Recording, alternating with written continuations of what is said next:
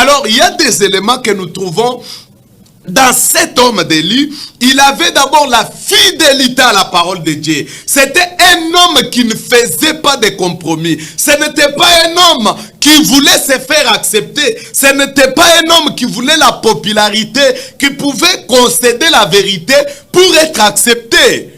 Il est resté strict avec la parole, même s'il pouvait se tenir juste lui et lui seul. Et nous remarquons un autre élément dans la vie d'Élie.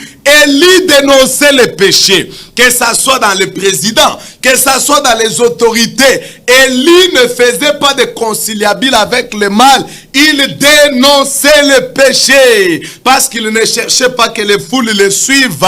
C'était un homme, un apôtre de la vérité. Et une autre chose, Élie a exercé un ministère surnaturel, accompagné de la puissance de la démonstration de l'Esprit de Dieu, accompagné des signes et des miracles, au point qu'il pouvait faire descendre le feu du ciel. Quel était encore l'impact du ministère d'Élie? Il appelait Israël à quitter l'idolâtrie et à revenir au véritable Dieu. Il appelait Israël à revenir à la foi, au fondement que Moïse avait établi. Ce sont ces éléments-là qui étaient dans Élie le Tishbite. Et le Seigneur dit, cet même esprit qui a travaillé dans Élie, il voulait l'envoyer encore dans les générations à venir.